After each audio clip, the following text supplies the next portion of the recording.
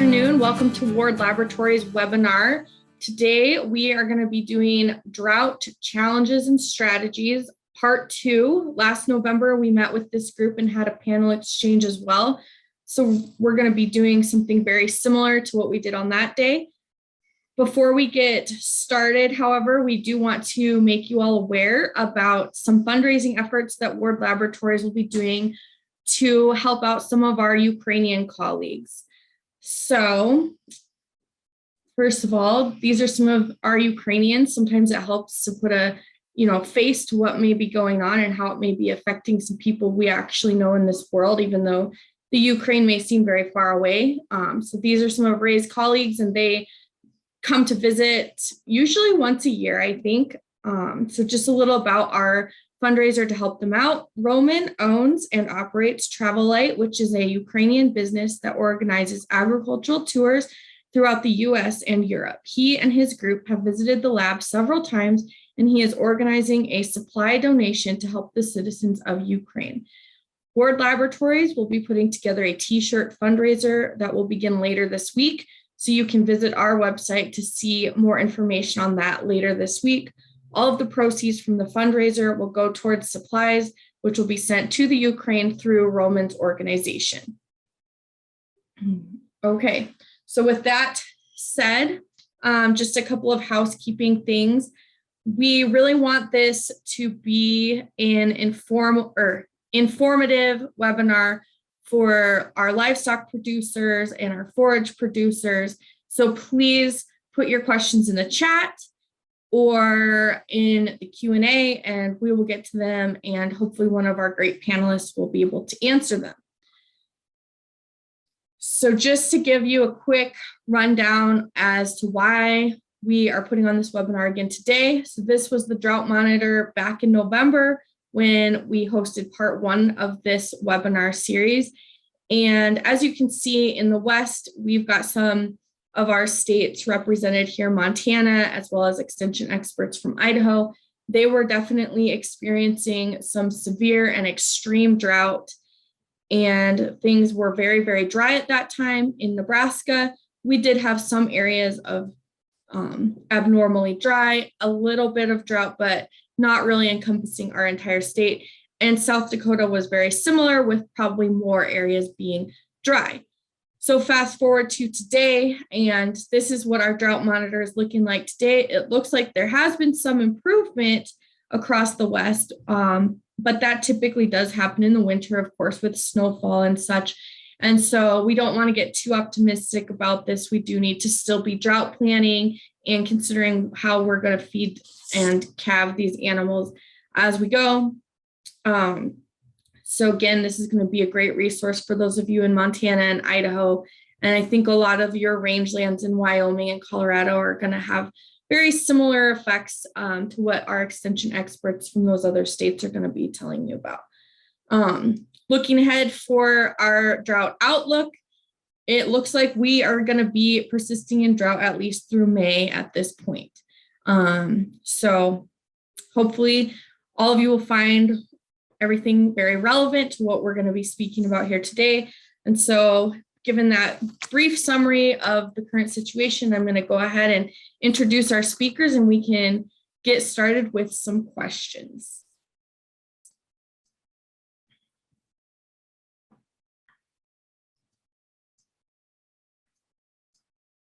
Okay, so first of all, University of Nebraska, we have Ben Beckman, who is a beef specialist extension agent. From South Dakota, we have Adele Harty, who is also a cow-calf extension specialist out of Rapid City. We have Dr. Megan von Emon, who is both a professor as well as extension specialist at the University of Montana. And then from University of Idaho, we have Dr. Melinda Ellison, and she's also a beef specialist, as well as she's got her own sheep. And Carmen Willmore, who's an extension specialist, also in beef and forages, as well as goats. So with all that being said, we're just going to go ahead and start. We'll let you guys rotate around and give a brief summary of what's been happening in your area of the country.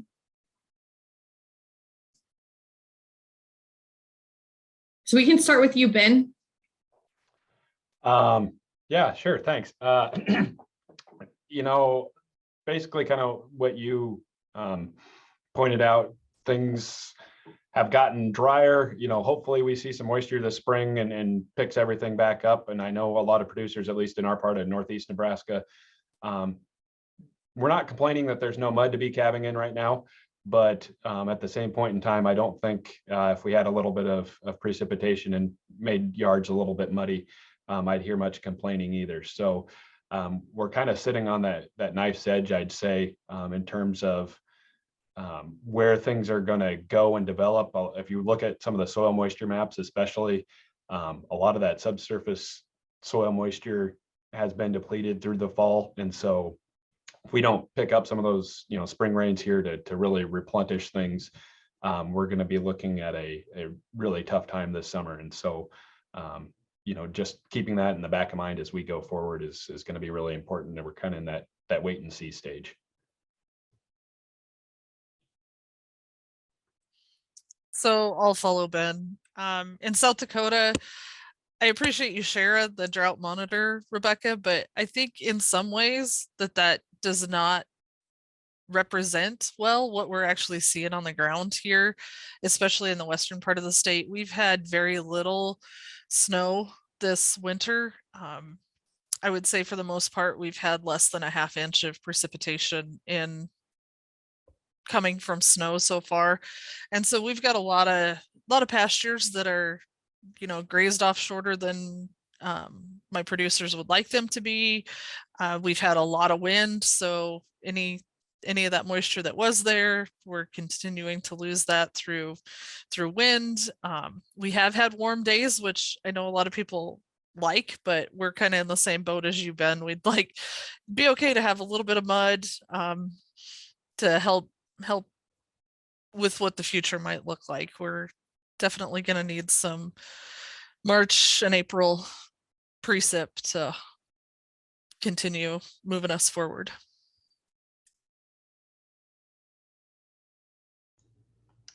So I guess I'll jump in next. Yeah, basically kind of what Adele said. Sometimes that drought monitor doesn't really show the kind of the bleak conditions that we're experiencing, especially here on the eastern side of Montana. Western side's been a little bit better in terms of snowfall and for moisture. I just saw Billings, they were 4 inches of snowfall above average.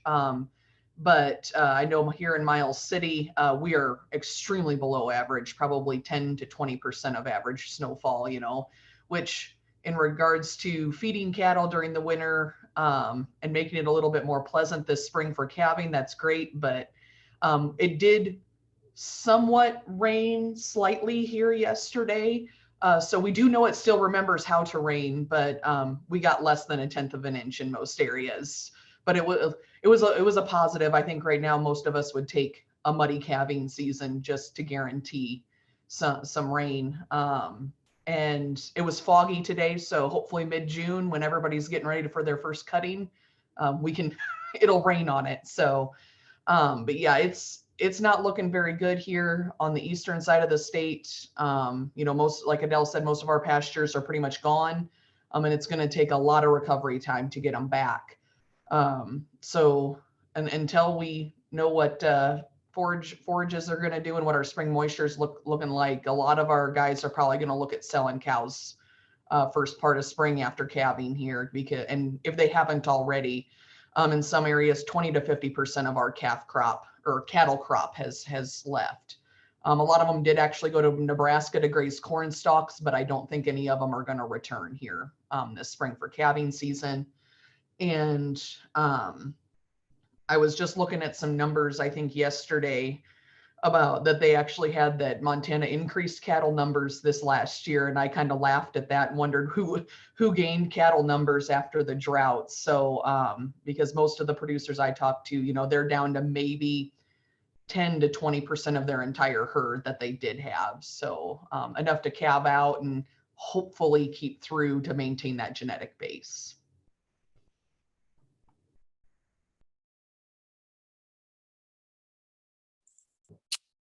Okay, I can go next. This is Carmen Willmore. I'm located in South Central Idaho. We did get snow in January. We got a pretty good snowpack in January to get us started. But most of February and March have been pretty dry. So it has held on okay, I guess I would say, because we've had pretty cold temperatures throughout the winter too.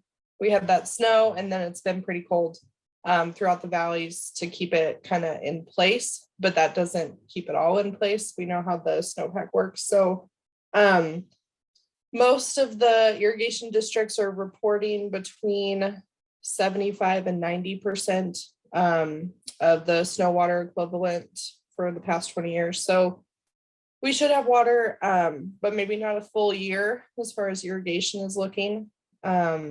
With that snow, it did help a little bit with the forage base on the rangelands. And we've gotten a few little sprinkles here and there to get things coming. So we're just kind of hoping for a few more inches of precipitation before the real growing season hits. I mean, we're all like fingers crossed that it's going to happen, because we would really like to have a good forage year, or at least a adequate forage year this year to recover from last year. But I think most people are still planning for drought, making considerations and management decisions based on, a shorter growing season and early weaning as well.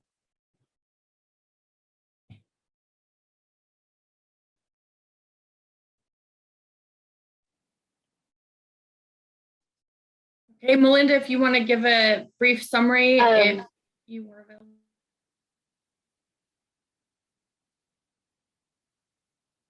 Sorry, can you hear me okay? Yep, there's just a short lag, but we'll handle it. Oh, okay. I can try going off with my camera if we need to.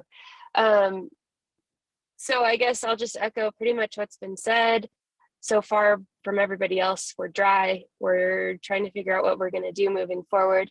I have guys right now calling about, what kinds of feed alternatives can I be looking at for next year? Locking in some prices now before things get worse, especially with the cost of diesel and oil currently, which is going to just expound the issue as far as expenses on buying hay and that type of thing. This coming year, if we don't get some moisture, it's going to look really, really bleak here in the coming growing season. From a rangeland perspective, as tough of a year as we had last year, best case scenario would be to really hold off and wait for some precipitation and some good growth before we go out on range. But given that it's been tough to even come by alternative feeds, it's going to be a really challenging year. So in our area, we're all just doing rain dances every day, try to encourage something to happen. I think the biggest thing is, even if it rains every single day for the next 3 months, we're still going to be short on forages this year. And so that's something that we have to be ready to take on regardless of how it goes, I think. And so from that perspective, it's just hoping that we at least have enough snowpack to get good irrigation for our hays and our other harvested forages, so that we can afford to keep going. Because I'm in a similar boat with our folks in our area. We've cut back on numbers pretty dramatically. We're looking at early weaning options and all of these different things to try to overcome, and the biggest thing now is it's not the first drought we've ever experienced, but it is the first drought with things costing the way they do. And so that's something that's going to be a big challenge for producers moving forward.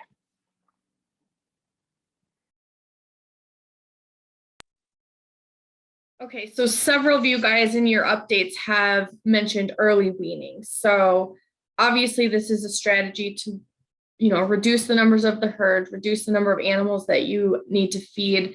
What are some keys that you can give to producers to help them successfully implement early weaning on their operations? And I didn't direct that at anyone, so I didn't know if somebody was antsy to answer that one. Or I have some thoughts on that I can throw out. The real clear thing to do when you are trying to early wean is to make sure that those calves and lambs and whatever else you're working with from a ruminant perspective are able to get on some kind of a creep feed or a grower feed as early as you can. And I know that's an expense moving forward, but if you can get them going well on, you know, some good quality alfalfa and some grower and whatever, you can really end up being able to wean those a lot earlier than if you just operate, you know, the way that we usually operate, which is hoping that the mothers can do something with them prior to weaning. So in my mind, it's kind of dump the feed at them a little bit early, in addition to then when you pull them off, make sure they're at a good nutritional standpoint, to encourage good immune function for one, so you don't have a bunch of sick calves, but also good growth. And hopefully you won't take a big hit on your bottom dollar, because at the point that you're able to get those calves finished a little bit earlier, maybe you have like enough of an increase in income to cover some of the expenses you had to put forward at the beginning. What are some parameters that producers should be looking for in a good quality creep feed?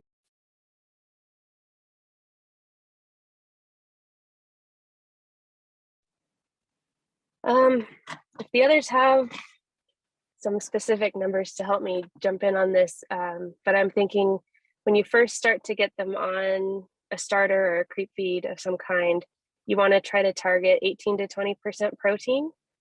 And as they get a little bit older and they're able to source out some of the other feed options towards forages or other, you can back that off to 14 to 16% protein.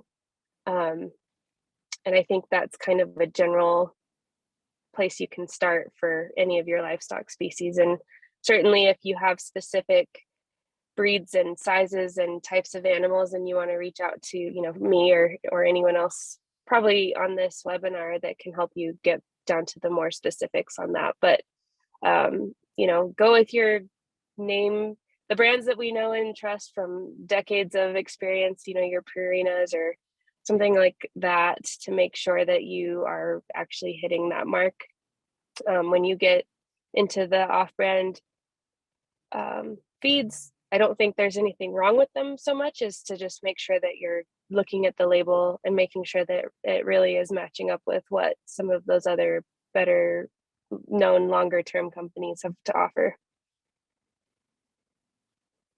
And I don't think this is a bad year to find a nutritionist that can help you really dive down and nail down what your nutrition looks like, because the opportunity here is to provide a really pointed, balanced ration so that your animals don't suffer from the stress of the drought quite as badly, and your rangelands and your pastures won't suffer from it as badly if you're really pointing in on that, honing in on your balanced ration and getting to those really specific marks. Because you think about alfalfa, for example, is a great protein feed, but a lot of times we're just dumping a lot of extra protein at them that they aren't going to use. So, you know, pull in some straw, get a good balanced ration where you can know for sure that you're meeting requirements, but you're bringing in some of that filler, and utilize that feed a little bit better than maybe you have in the past because it's available and it's easy. So that's my recommendation there. Thanks. Those are all some really good points. So does anyone else have any key points for early weaning strategies to be pulled off successfully? I think one of the important, well, I have 2 points. One of them, Melinda talked about health and immune function. We've got to have nutrition for that, but I think making sure that you've got a good health program, vaccination program, so that you're setting those calves up so that they can be successful is important. And so, you know, working with your veterinarian so that they know, hey, I'm planning on early weaning. How do I need to manage these calves differently to make sure that their immune system is set up for that is going to be one thing that's important. And then the other thing is, if you're going to early wean those calves and keep them yourself, make sure that you have the facilities to handle those smaller calves, because you know, they're going to be smaller. You may have to make some accommodations for bunk height, if you're bunk feeding them, just to make sure that they're not going to get out. Those little buggers can get out a lot of places. So making sure that you've got the facilities to handle them is going to be important, or that wherever they're going, if you've got somebody who's going to custom feed them for you, that they've got the facilities that can manage those smaller calves as well. Yeah, and I think one of the main questions I usually get is, at what age can I early wean? You know, how early can we do it? You know, we're not the dairy industry. We aren't weaning calves as fast as possible, but usually my general recommendation is no younger than, 80 days.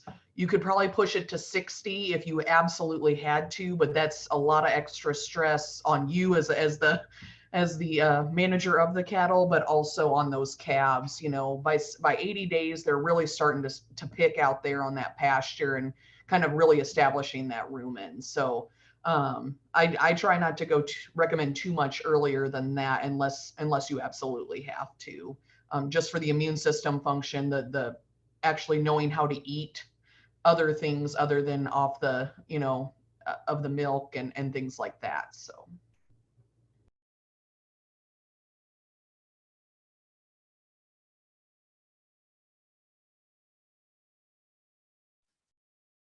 Okay. Did you guys, Ben or Carmen, did you have anything else to add, or should we move on to another question? I think it was, covered pretty good. That's pretty much all the main points. I think, early weaning, whether you're on the Western, Intermountain West, all the way to the high plains over here, those strategies and going to carry across the producers in no matter which location they are. So everyone covered it really well. Okay, so we'll stick with you, Ben. So, I don't recall who mentioned it, and maybe multiple of you guys did, about, we've been in this drought for a while. Our pastures are maybe grazed down more than we would like them to be.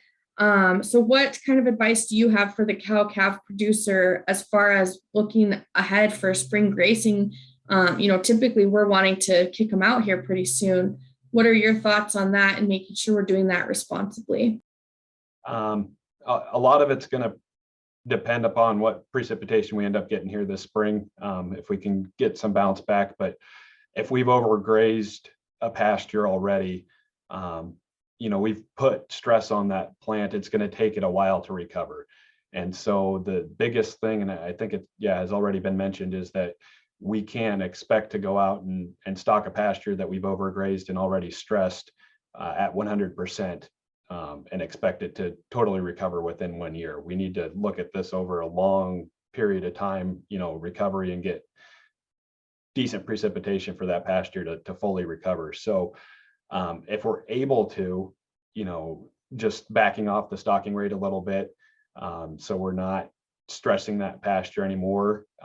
If we have the precipitation, if we don't get, rain and it dries up, then we are in that really difficult situation of basically we're mitigating, the damage that we have. Is it better to continue to graze that pasture? Do we make a sacrifice area and do some supplemental feeding and limit, the overgrazing to one spot? With feed prices that they are, dry lotting is an option, but it's going to be a pretty costly option this year, looking forward. So we really have to start putting pencil to paper and figuring out just what strategy is going to work for us. And it's not necessarily going to be fun, but doing that here well ahead of time and starting to think about some of these things and start to pencil some of these things out might make it a little bit easier when we actually have rubber hit the road and have to start making these decisions. But the really big, I guess, drive home factor that I have is that when we overgraze a pasture, when we stress a pasture like we do when we're grazing during drought, it's not going to recover right away. And so we need to handle that appropriately. Otherwise, we're going to just continue to push ourselves back and back, and we're going to be at the point where we're fighting weeds. We're not going to have really good growth, and it's going to take us years and years to recover from the damage that we could do in a couple of dry years. Thanks, Ben. That's a really great explanation. So Melinda, you had written about doing some grazing plans. How would you adjust that for the drought, and especially where you're at with rangelands being taken into consideration as well? Yeah, I think, the rule of thumb in my mind is that when we have a drought the way that we have, drought is the primary stressor, and any amount of grazing is going to be a secondary stressor, no matter how light or how heavy. But when you end up grazing pretty heavily, it's a major secondary stressor, right? So I think looking back, how did, rangelands and pastures look 2 years ago coming off of them? And then how much pressure did we put on them last year during the drought? Those are major indicators as to how much pressure we're going to be able to put on them in the upcoming year, even if we get a lot of moisture. If at all possible, we've got to take those ones that are in tough shape and try not to graze at all, if at all possible. And I know that that's a tough one. Hopefully that's built into the grazing plan, having a reserve of some kind. Out west, a lot of times people will build something in case of a fire or in case of, this or that. And hopefully that's the pasture that got used last year instead. But if not, then you use your reserve pasture this year. But those are all really important pieces to build in when you're developing a grazing management plan. Is, even though we in our minds would love to be able to graze every piece every year, these are the kinds of places in these drought scenarios, or if we had a wildfire or whatever the condition may be, that we can utilize those reserve pastures. So hindsight being 2020, and if those are not available, that makes it really tough, because at this point all of our pastures are stressed regardless of what we've done with them. But hopefully they were in good standing and were not grazed as heavily as they normally are last year, and you can get out there, give them a chance to come in, maybe turn out a week or two later if at all possible, probably come home. If you can avoid grazing during the hot season this year, that is critical, because the more pressure you put on during the most severe part of the drought is also really going to cause some issues. As far as grazing on rangelands that are publicly owned, we have also this challenge of having to graze within parameters set by the federal government or the state government. And this is where hopefully you have a really good relationship with your range management specialist. And as you're setting up your annual operating meetings for the spring, pull together a few ideas of how you can tackle this challenge. I think that if you haven't already been asked not to graze or to graze at a certain level this year by your public lands agencies, now's the time to go to them with a plan in mind. If this was my land, this is what I would do to offset these drought challenges, and ask for a little bit of flexibility. And I know that they are going to have to stay within the set parameters, but they're looking for solutions too. And they don't hopefully want to be kicking you off of your range. But right now that's the directive coming down because of the drought. And so if there's ways around it that you can work together, now's the time to bring that foot forward with some ideas to manage those. To me, it's fewer cows for shorter time, and it's going out together and looking at the condition of the range and deciding whether or not it's going to be able to withstand a certain amount of grazing, and maybe showcase those parts that you've done really well and say, hey, my range looks pretty good considering the condition here, and maybe this is the one that we can utilize a little heavier. So to me, it's just having those conversations and pulling some good ideas right off the bat to show them that you're willing to work with them. And maybe that'll offer you a little bit of flexibility as well. It's a really good point of thinking about the relationship as well as, the logistics of it and challenges. So with that, you're talking about coming home early and finding alternative forages as well. So we'll go ahead and ask you, Carmen. I know this is bringing you back, but you did do a presentation last May about alternative forages for sheep and goats. Do you have anything specific that you'd like to recommend at this time for those smaller ruminants? And, you know, I'm guessing a lot of this is probably going to be under irrigation for you right now. What are your thoughts on that? Yeah, so there's a lot of options for alternative forages, but of course with that you do have to have water, and that is the one most of our irrigation districts will at least have water early on. And so I've had a few people call already asking, different options if they could, with spring wheat, if they could graze it once over with their cow herd before sending them out and then still get a wheat crop. And so that's something that will probably be tested this year, I think, by some people, just seeing if they can take the first little clipping off of that and the plants recover and still be able to have a good yield. There's also options of incorporating some of the, forage oats, forage barley, those options, putting those in, grazing them, maybe getting, again, an early grazing off of those and then letting them go, grow up a second time and then cutting them for hay later in the summer. I think that's a good option that a lot of people are trying to consider, especially with the short, knowing that we might not have water through July. That takes out, some of our corn silage crops. You can do the same thing with alfalfa, with, interseeding into that and then taking a grazing off, with some precautions for bloat and things like that. So I think that there are options with alternative forages with some of those cereal grains later in the summer for those that might have some fields that they maybe would take a first cutting of alfalfa off. And if it's kind of an older stand, then putting in a warm season crop like sorghum, ryegrass, cereal rye, something like that. And then you could raise that up as long as you have water and graze it or cut it for hay.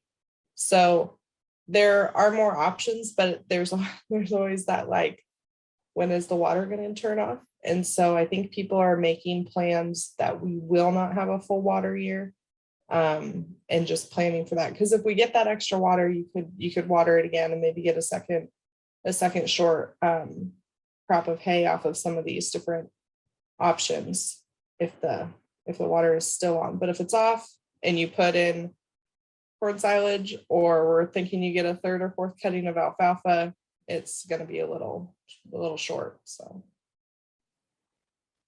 Becca, I might add to that. Obviously, for coming off early in the fall, it won't be quite so beneficial, but there is some potential to do some cover crop or other type of planting.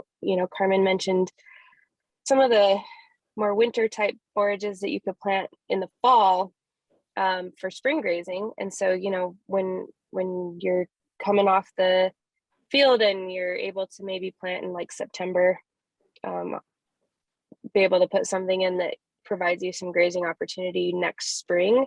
Looking forward to probably having to delay going on rangelands in the spring. And the other thing that I've thought a lot about is interseeding your hay meadows with grasses that have good regrowth potential in the fall, give you a little bit better stand of grass after you take that hay cutting off. Something like tall fescue or orchard grass really does pretty well on that regrowth. And obviously these are if there's a little bit of moisture, but that might give you a better opportunity coming off early as well for some grazing. Okay, so that's great input, Melinda. Carmen, so a lot of what you mentioned are, small grain forages. They're typically what we consider to be nitrate accumulators. And you're saying they're not going to get their water all the way. So what can producers do to manage that? And additionally, they're not really known for being really high quality forages. These are biomass production is what you're getting at. So I'm just wondering if you or maybe somebody else has some ideas of, how do we manage that to make sure we're getting a lot of biomass without having a nitrate issue, and then also No, I forgot where I was going with that. Any nutritional considerations other than nitrates that you would have on those? Sure. So with a lot of these crops, people so a lot of these crops you would traditionally put fertilizer down. Fertilizer will help with the protein content of the crop, but it also can cause the nitrate content as well. And so it's kind of a calculated risk if you want to incorporate a full, a full fertilizer application, or do you want to cut it back so you may get a little boost in your protein, but maybe not have as much risk for the nitrate poisoning? And that is a talk I've had many times with producers. There's the cost of fertilizer, and is it really worth it? If you put too much in, is it going to have a risk of nitrate accumulation? And then there is that risk if you do run out of water and the plant gets stressed and you can't get water back on it. It's just locked in there unless you luck out with some rain. So with putting them in the spring, you do still have to monitor them because they are very fast growing. And we are kind of recommending that you're grazing them during that fast growth period. And so it's one of those things you can test it. You can do the quick test. You can sample it and send it in and have it tested so that you know what's out there. Also, when you're putting animals out on a field like that, don't put them out empty. Make sure they're filled up, put them out later in the afternoon as the plants have had time to photosynthesize, use up that nitrogen and hopefully convert it into protein. And then they can kind of acclimate over time to those higher nitrate crops. So once they're on there for 3 or 4 days and they're looking okay, I usually figure they're going to be okay for the rest of the time, because usually you're not going to graze them. You might graze them in a section and kind of management intensive graze it so that they're not having full access to 100 acres with 100 cows. You might be grazing 10 to 20 acres at a time. So you're managing that a little bit more. So watch out for your fertilizer. You can test it if you're concerned. As you get later into the summer, when it is going to start having more of that drought stress as water is turning off, that's when you kind of have to make the decision. If it's something that you can just cut it all and get a hay crop, that's probably what I would do if you know your water's going to get shut off, because once it's shut off, you can't change the nitrate content once you don't have anything to help it get out of that drought stress. So harvesting it as soon as you know when you're going to be done, and just making a plan for that. So if you are going to harvest it, hopefully you have a different place to put your cows as you dry that down and get it off the field. Make a plan for the next year kind of thing. Thanks. Yep. Sorry, I put you on the spot there. Okay. But yeah, this year on those kind of crops, well, and really all of our crops with the fertilizer prices, Dr. Ward has kind of had a motto of, just don't top off the gas tank. If you've got enough in there to grow, then go with it this year. Yeah. This year might be the year to take a soil sample and know what's out there before you just fertilizer on it. I've had a lot of people ask about that actually. Like, yeah, we can do them. So I'd throw in too that if we're really trying to stretch our forage resources, that's a really great opportunity to do some strip grazing. If you've got a really, high quality, watch the nitrates again, but if we've got some lower quality hay or something that we can use as a filler and then turn the animals out, let them, get that protein and the higher quality, we can kind of almost feed them on a strip grazing, situation and stretch some of that out as opposed to just turning them out, mudding them, have the whole field and, send a lot of that back into the soil through urine and manure. I would just also say we've had a lot of unusual crops come back with high nitrates this year. We've been testing now, and it's March, and we're still testing forages for nitrates. And we just had some alfalfa come back, actually out of Nebraska somewhere. It was purchased at 2,200 parts per million, which doesn't seem like a lot, but when every forage they had some nitrates in it, they aborted some calves. So we're running into some issues that way. Just had some orchard grass, and annual rye hay come back. They had a test done and it said, I don't know, 4,000 parts per million, something like that. And it actually, we just tested it again because they aborted some cattle, and then they actually had some die, and it came back at 27,000 parts per million. So the fear is there also was that regrowth that came back, but they only tested the first crop. So just want to throw that out there. You know, if you need it tested, make sure we're getting a good representative sample from those lots of hay that are either being purchased or even harvested. So we can get a realistic, good accurate number, so we can determine how best if we can even feed it at all, I should say. So, you know, no matter what, if we're droughty, I definitely test anything you have. So, yeah, it's worth the cost of that test.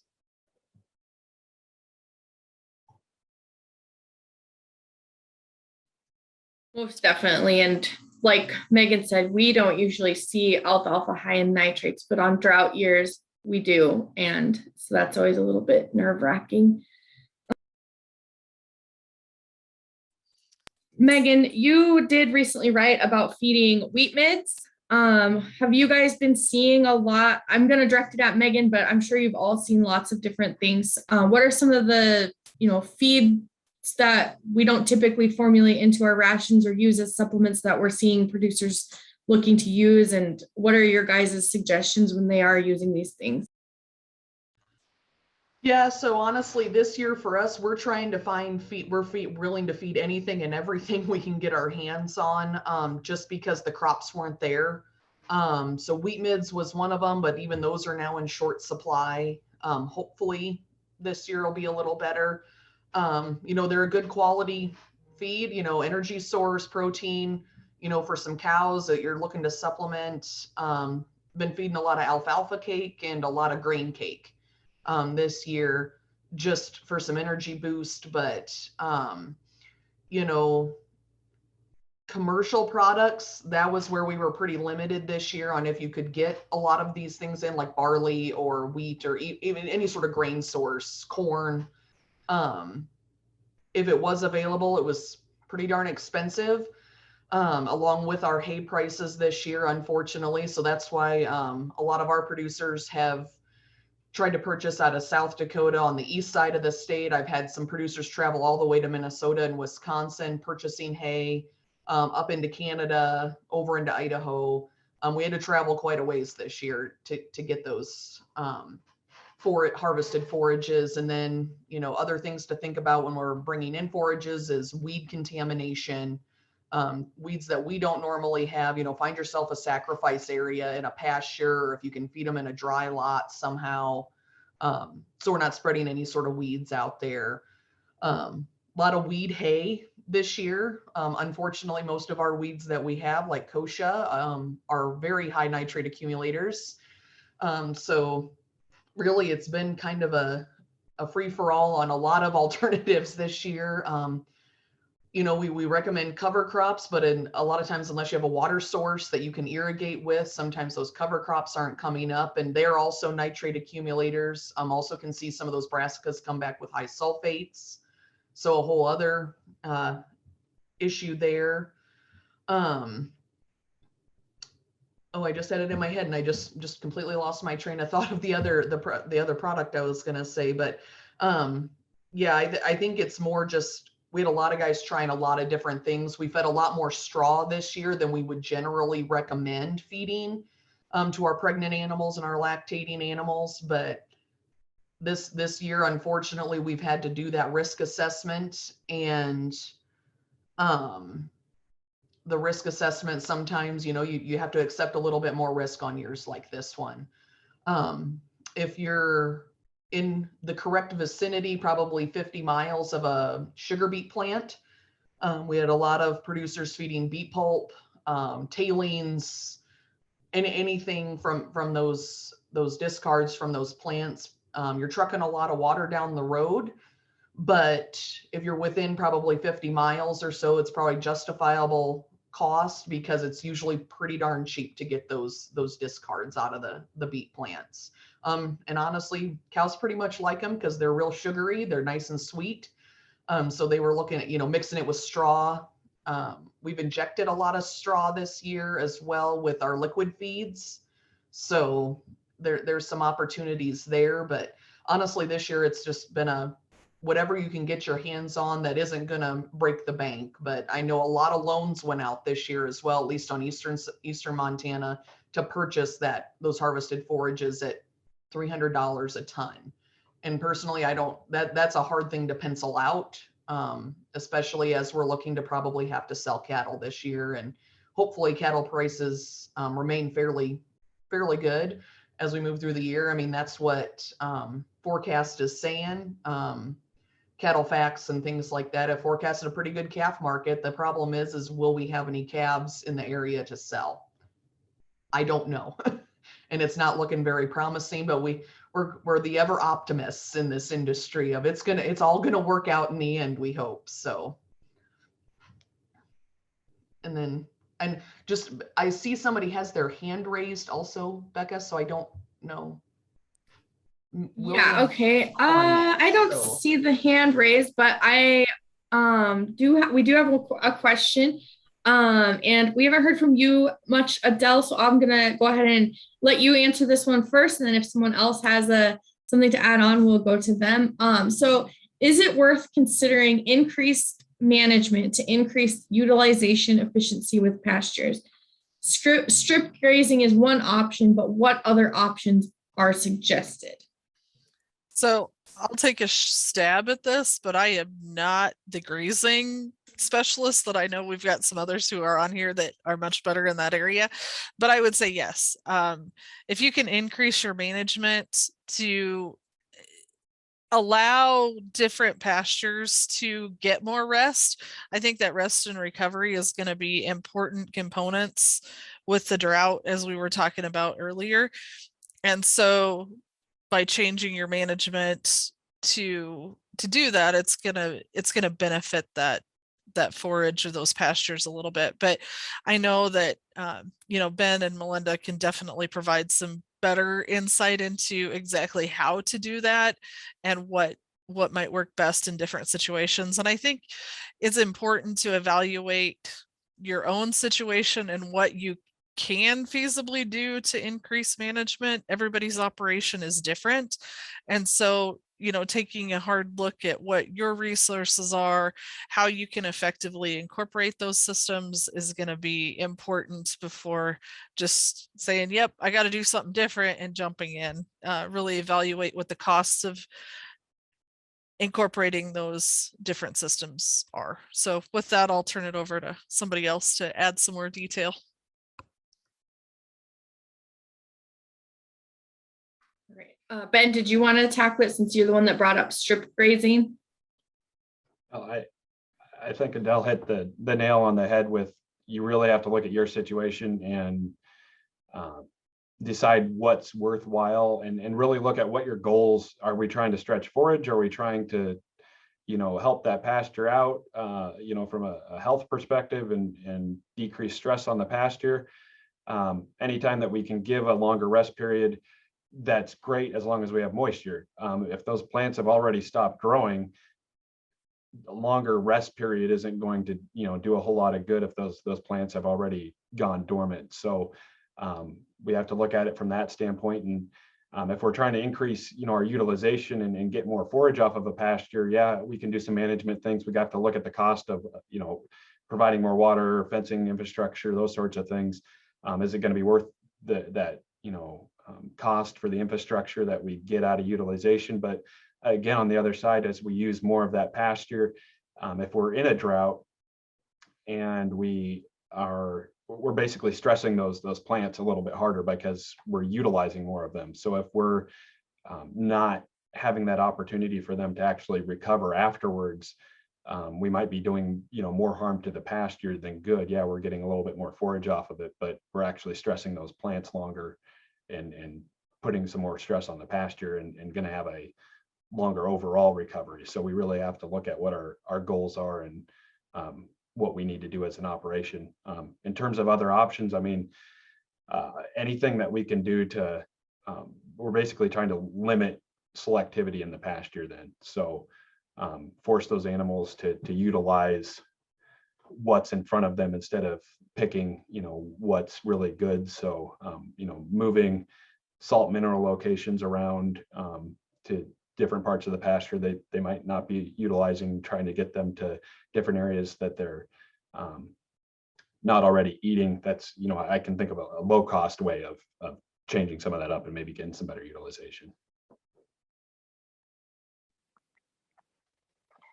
Yeah, and I agree with everything you guys have both said. I think the biggest thing with that question is it's a little bit loaded because are we looking at a perennial rangeland pasture? Are we looking at a perennial hay meadow? Are we looking at something that we can plant and get annual growth out of and then replant next year or in 2 years? And so to me, if it's something that you can replant and you want to beat the crap out of it, to me, that's an opportunity because we don't expect those annuals to necessarily perform well next year anyway. And so as long as you're not defeating what your cattle can get from it by grazing heavily in that scenario, I don't see anything wrong with it necessarily, especially given where we're at. I mean, obviously, when it comes to soil health and other things that can play a role, but if we're looking at poor moisture, I don't think you're going to do any more harm than it's already happening.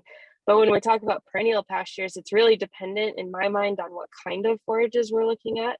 For example, if you have a lot of antelope bitterbrush in your rangelands and you're trying to target maybe having your cattle graze that a little bit, shrubs tend to have deeper root systems, or maybe we have bunch grasses that have deeper root systems.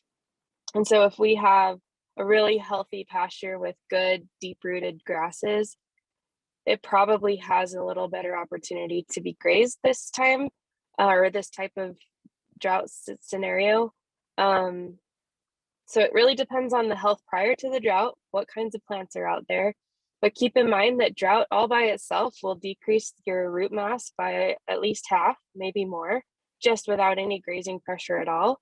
And then adding that grazing pressure also decreases the root mass. And because of the situation that the plants are in, they're unable to continue cycling. And if that root mass becomes shorter than the available water, so that's the other factor, is how deep is the soil moisture available to those plants. So to me, if there's a good answer to this question, it's go out and do some really significant research, dig a hole, find out where your moisture falls, how deep are your roots in your grass systems. And that's going to play into whether or not you can hit things a little bit harder. And, when you have rangeland grasses, they're not going to respond the same way to strip grazing, for example, as a pasture setup. And so if you have more details on the specific thing that you're looking for, whoever asked that question, I think that would be really helpful for how we answer it. But just keep in mind that all these different systems are going to respond differently to different pressures. Thanks, Melinda. Those are some really good points. And also kind of draws us back to where Adele started, that, it does depend on the individual situation. And that is something I kind of wanted to ask her about. She's very hands-on with the producers. I know she goes to a lot of individual operations, especially with her mineral program. So Adele, what have you been seeing producers in specific situations? Can you give us some examples of what they're seeing, what they're doing, how they're adjusting in real time? Because we're talking about a lot of very general strategies, but it might be helpful, for producers to understand that each operation is unique. And when they're feeling like they're implementing something that everyone else isn't, that they actually aren't alone in doing things differently. So once again, it goes back to a lot of producers are doing different things. And I think we've talked about a lot of those strategies already. I know Megan mentioned a lot more producers are utilizing straw to try and stretch those forage resources this winter, so that we can hopefully have some regrowth with some moisture in the summer. So we're utilizing some of those lower quality forages. When it comes to what they're going to be doing later on this spring and into the summer, that one's tough because, as Melinda mentioned, it really depends on what your forage base is. And, you know, we've got a lot of crested wheatgrass and smooth brome in different areas in South Dakota. And so a lot of producers are a little more willing to put more pressure on that because it can withstand it. And so they're going to graze those a lot harder earlier on once those forages are growing. But then when it comes to maybe some of their more warm season native pastures, they're going to try and limit the amount of grazing pressure on those and really base it on how much precipitation that we've had in relation to what a quote unquote normal year is and what that actual forage production is, so that they're not gonna maybe put quite as much grazing pressure on those forages as they would in some years, but really taking some measurements and seeing how much production's there and making decisions based on that. So it's across the board. Everybody's trying to do their best to get by with their current situation, their feed resources. You know, one thing that Megan had talked about was having to bring harvested forages in from quite a distance. And one thing that I've had producers share with me is that sometimes, depending on where that forage came from, their cattle really don't want to eat it because it's a forage that they have never seen before. And so it takes an adaptation period for them to be like, yep, this is okay. And they actually may lose some weight and go backwards for a while when you put them on a forage that they've never seen before. So just something to think about. It's very interesting. So we have, oh, sorry, muted myself. We have a response on that question. So he says, my question was meant to be very leading, great answers and very helpful. Should we have a forage chain plan to address season-long forage production as to include diversity to provide more resilience? And I'm not even sure I understand what he's getting at with that. I don't know if you guys, if anybody. I think I kind of understand his question. He's saying, you know, should we plan out our forage throughout the year to include more options for forage availability? I think is what he's saying with the diversity piece. Maybe someone has a different interpretation, but that's how I'm going to interpret it. I think that's, yeah. Yeah. And I think we do need to maybe consider other options for grazing and forage, especially with our fed forages through the winter. I think there are more options than just alfalfa hay. At least in my area, it's alfalfa hay. There's nothing else, you know. And years like this really make you open that box and see what else is in there. And so I think Megan addressed that really well with some of the things that they've been doing in Montana, getting the you know, the slurry and the other byproducts from some of the processing plants. And a lot of our Western states have beet production, potato production, and some of those other byproduct feeds that are available to us. You know, the Midwest has more like distillers grains and corn byproducts, and we have, you know, the potatoes, beets. Those are kind of the big ones in my area. And I think that those are more available and we can feed them to more cattle, especially our cow herd, than maybe we've thought. But we are going to have to think of how to feed them, because the feedlots feed them all the time, but they have mixers and they can, you know, weigh it out to the exact weight that it needs to be to have like a perfectly mixed TMR.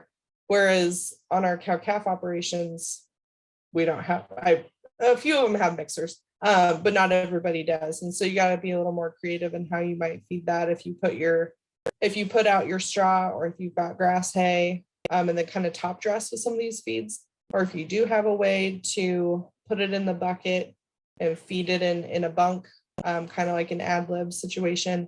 That might be another option. And then in the growing season, there are more options with the diversity piece, especially when you think of cover crops and all the things that we can do there. If you have the ability for irrigation and changing, you know, if you have a perennial pasture, that kind of changes that a little bit. But yeah, so I think that's a good question. Yeah, and I'll add, Carmen, that there's a real opportunity in years like this for looking at all the dryland type stuff that we can be doing. I mean, go behind your barn and look at your weed patch. The cows probably can eat that. And if you can, you know, pick up whatever old equipment is sitting out there or whatever, you know, there's some opportunity to graze some areas that are, I mean, in a year like this, weeds are pretty decent nutritional value for grazing season. And if they're growing somewhere where it's dry and the cows and sheep and goats are willing to eat them. And that's another thing that, just to throw out, is, you know, Carmen and I do a lot of small ruminant stuff. And one of the things that really can increase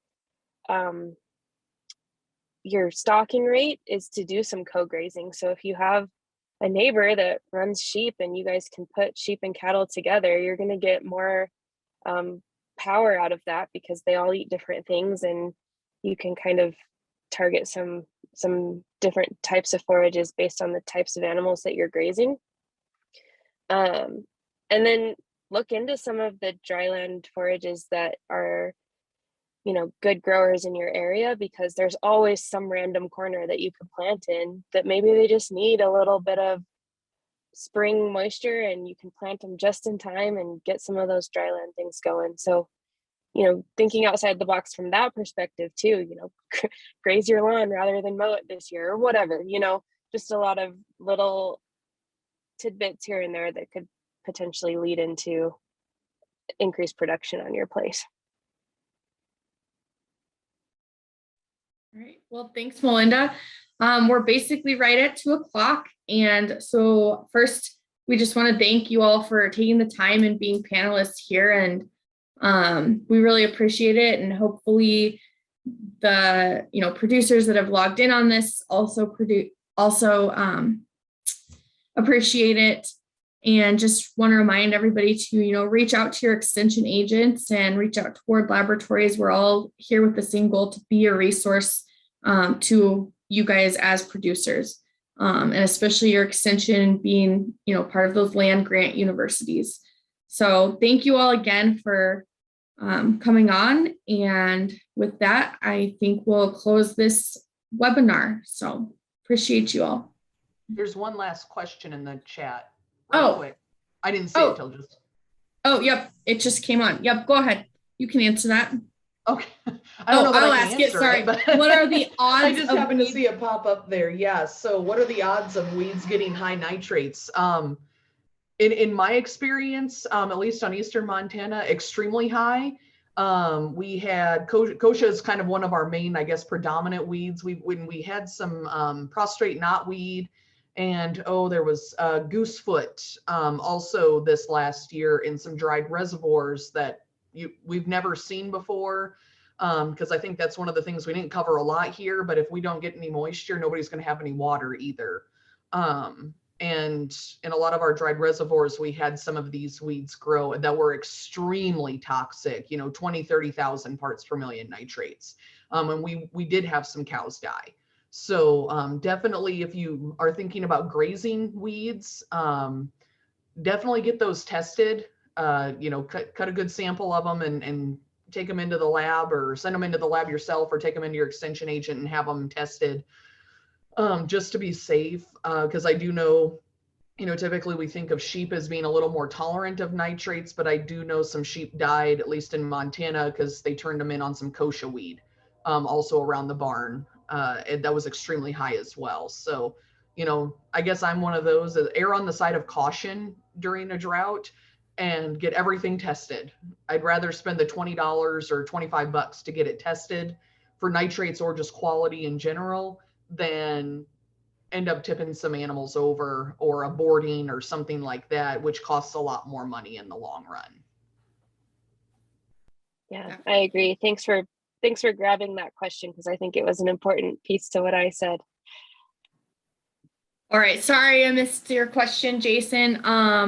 Thanks for catching that. But yeah, with that, we'll go ahead and end. And once again, thank you all to you guys, and have a great rest of your day. Thank you.